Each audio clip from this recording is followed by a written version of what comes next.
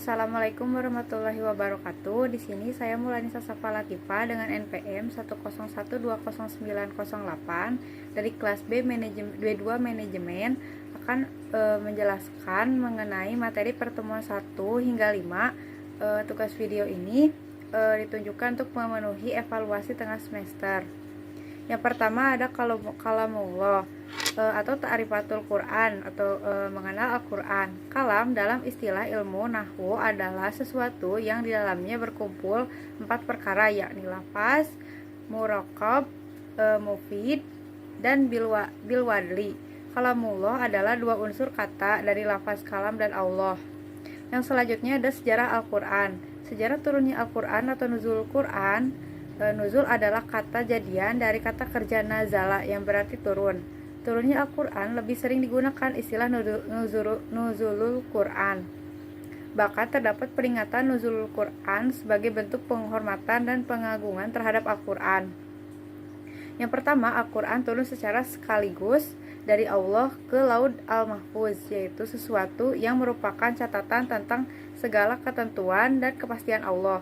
Yang kedua, Al-Quran diturunkan dari Lauh Mahfuz ke Bait Al-Izzah atau tempat yang berada di langit dunia. Yang ketiga, Al-Quran diturunkan dari Bait Al-Izzah ke dalam hati Nabi dengan jalan berangsur-angsur sesuai dengan kebutuhan. Yang selanjutnya, Al-Quran diturunkan Allah Subhanahu wa taala kepada Nabi Muhammad SAW melalui malaikat Jibril.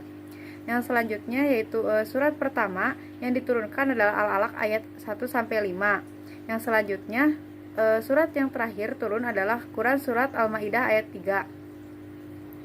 Yang selanjutnya ada pengumpulan Al-Quran.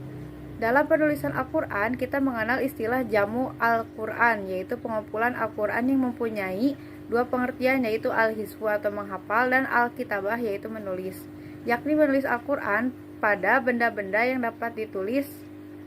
Kata pengumpulan dalam arti penghafalan adalah proses ketika Allah Subhanahu wa taala menyemayamkan wahyu yang diturunkan ke dalam lubuk hati Nabi Muhammad SAW. Proses penulisan Al-Quran atau rasmu Al-Quran terdiri dari beberapa tahapan, tahapan atau masa, yaitu pada masa Nabi Muhammad SAW dan pada masa Khulafaur Rasyidin dan pada masa setelah Khulafaur Rasyidin. Yang pertama pada masa Nabi Muhammad SAW. Yang pertama ada al-jamu fis sudur, yaitu Rasulullah amat menyukai wahyu dan senantiasa menunggu turunnya wahyu dengan rasa rindu, lalu menghafal dan memahaminya. Setiap kali Rasulullah menerima wahyu, para sahabat langsung menghafal di luar kepala. Yang selanjutnya ada al-jamu fis sudur, yang tadi fis sudur, yang sekarang fis sudur. Selain dihafal, Rasulullah juga mengangkat para penulis wahyu Al-Quran dari sahabat-sahabat terkemuka. Beliau memerintahkan mereka menuliskan dan menunjukkan tempat ayat tersebut dalam surat, sehingga penulisan pada lembar-lembar itu membantu penghafalan di dalam hati. Yang selanjutnya pada masa Khulafaur Rasyidin. Pada masa khilafah Abu Bakar Asy-Siddiq. Pada masa pemerintahan Abu Bakar terjadilah Jamul Quran, yaitu pengumpulan naskah-naskah atau manuskrip Al-Quran yang susunan surat-suratnya menurut riwayat masih berdasarkan pada turunan wahyu atau hasbi tartibin nuzul. Yang selanjutnya yaitu pada masa Khalifah Utsman bin Affan. Pada masa pemerintahan Utsman bin Affan terjadi perluasan wilayah Islam di luar Jazirah Arab sehingga menyebabkan umat Islam bukan hanya terdiri dari bangsa Arab saja. Inisiatif Utsman bin Affan untuk menyatukan penulisan Al-Quran tampaknya sangat beralasan. Betapa tidak, menurut beberapa riwayat, perbedaan cara membaca Al-Quran pada saat itu sudah berada pada titik menyebabkan umat Islam saling menyalahkan dan pada ujungnya terjadi perselisihan di antara mereka. Yang selanjutnya pada masa setelah Khulafaur Rasyidin. Pada masa ini Al-Quran mulai dalam tahap penyempurnaan dalam penulisannya. Mushaf yang ditulis pada masa Utsman bin Affan tidak memiliki harokat dan tanda titik sehingga dapat dibaca dengan salah satu qiraat yang 7. Yang selanjutnya yaitu materi ta'rifatul Quran atau mengenal Al-Quran. Kata mukjizat berasal dari bahasa Arab yang artinya selalu yang membuat pihak lain tidak berdaya di hadapannya. Sedangkan dalam istilah agama, mukjizat adalah hal luar biasa yang Allah berikan kepada seorang nabi atau rasul untuk membuktikan kebenaran pengakuan kenabian atau kerasulan, dan biasanya bersifat menantang umatnya yang tidak beriman kepadanya. Yang syarat-syarat mukjizat menurut Al-Qurtubi ada 5 syarat. Yang pertama, sesuatu yang tidak bisa dilakukan. Yang kedua, sesuatu yang di luar kebiasaan. Yang ketiga, disampaikan terkait dengan dakwah, dengan syariat atau dakwah. Yang keempat, terjadi karena adanya penentang.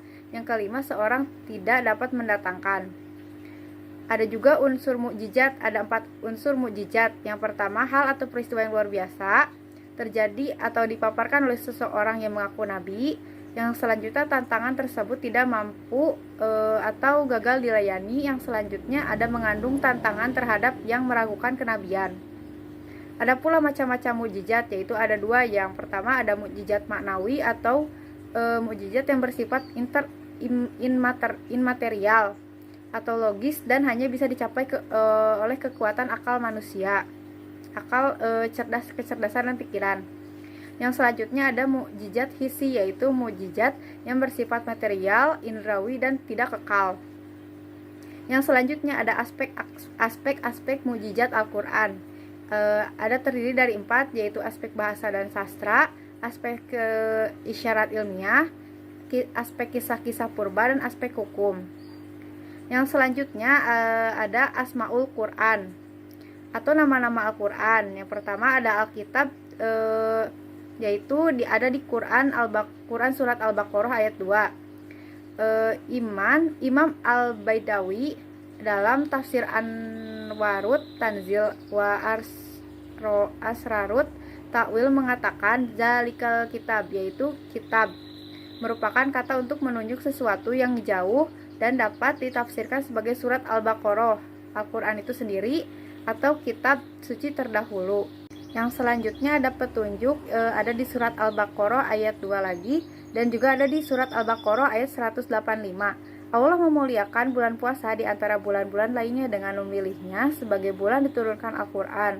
Dia memberikan keistimewaan pada bulan ini Ramadan sebagaimana telah dinyatakan dalam hadis. Imam Ahmad bin Hanbal rahimahullah meriwayatkan dari Wasilah bin Al-Asqa bahwa Rasulullah bersabda, suhuf atau lembaran-lembaran Ibrahim diturunkan pada malam pertama bulan Ramadan, Taurat diturunkan pada tanggal 6 Ramadan, Injil diturunkan pada 13 Ramadan, dan Al-Quran pada tanggal 24 Ramadan. Yang selanjutnya ada rahmat, yaitu Quran surat Ali Imran ayat 138. Menurut tafsir Al-Muyassar, Kementerian Agama Saudi Arabia, Al-Quran ini adalah penjelasan dan petunjuk ke jalan yang benar dan pengingat yang membuat hati-hati orang yang beriman khusyuk pada Allah dan mereka takut kepada Allah dan tunduk kepadanya dengan itu, karena mereka mengambil manfaat dengannya tidak seperti orang-orang selain mereka.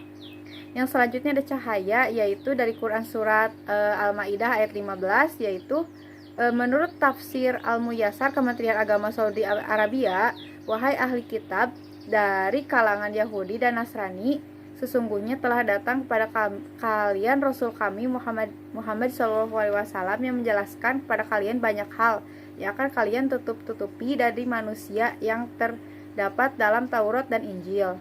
Dia akan meninggalkan penjelasan hal-hal yang tidak sejalan dengan tuntutan hikmah. Yang selanjutnya cahaya juga ada di Quran surat Al-Maidah ayat 16, yaitu mengenai ada di tafsir Al-Muyassar Kementerian Agama. Allah juga memberikan petunjuk dengan kitab yang nyata ini kepada orang-orang yang mengikuti keridhaan Allah ke jalan-jalan keamanan dan keselamatan, dan mengeluarkan mereka dengan izinnya dari kegelapan-kegelapan kekafiran menuju cahaya keimanan, dan memberikan taufik bagi mereka menuju agamanya yang lurus. Yang selanjutnya ada ruh dari Quran surat Asy-Syura ayat 52 dengan tafsir ringkas dari Kementerian Agama Republik Indonesia. Dan demikianlah kami wahyukan kepadamu wahai Nabi Muhammad, ruh yaitu Al-Quran yang diturunkan dengan perantara Jibril dengan perintah kami, Sebelumnya, yaitu sebelum Al-Quran itu diturunkan kepadamu, engkau tidaklah mengetahui apakah Alkitab itu, yaitu Al-Quran, dan apakah pula iman itu. Yang selanjutnya ada obat dari Quran surat Yunus ayat 57. Dari tafsir Kementerian Agama, ayat ini juga menyimpulkan fungsi Al-Quran dan Al-Karim dalam memperbaiki jiwa manusia. Di antaranya yang pertama ada tauhidah, yaitu pelajaran dari Allah kepada seluruh manusia agar mereka mencintai hak yang benar. Kedua yaitu syifa, yaitu penyembuh bagi penyakit yang bersarang di dada manusia seperti pikir syirik, kufur, dan munafik. Yang ketiga ada huda, yaitu petunjuk ke jalan yang lurus untuk menyelamatkan manusia dari keyakinan yang sesat.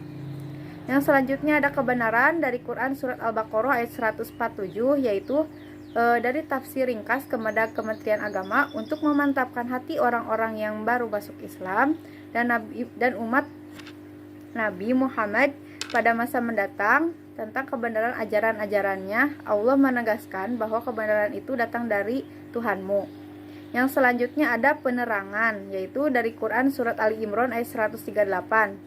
Dari Liyadabaru Ayatih atau Markaz At-Tadabur di bawah pengawasan Syekh Profesor Dr. Muhammad bin Abdullah menjelaskan bahwa setelah Allah menyebutkan satu hal dari pencirian peristiwa perang Uhud pada surat Ali Imran, Allah kemudian berfirman, Al-Quran ini adalah penerangan bagi seluruh umat manusia dan petunjuk serta pelajaran bagi orang-orang yang bertakwa.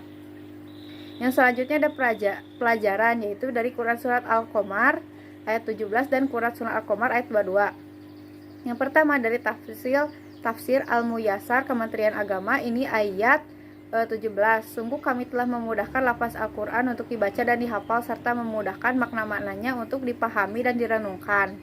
Yang selanjutnya ayat 22, yaitu dari Hidayatul Insan bi Tafsiril Quran. Allah Subhanahu wa Ta'ala mengulangi lagi ayat ini sebagai rahmatnya kepada hamba-hambanya dan perhatiannya kepada mereka, di mana Dia mengajak mereka kepada sesuatu yang di sana terdapat kebaikan bagi dunia dan akhirat mereka. Yang selanjutnya ada kabar gembira dari Quran surat An-Nahl ayat 89.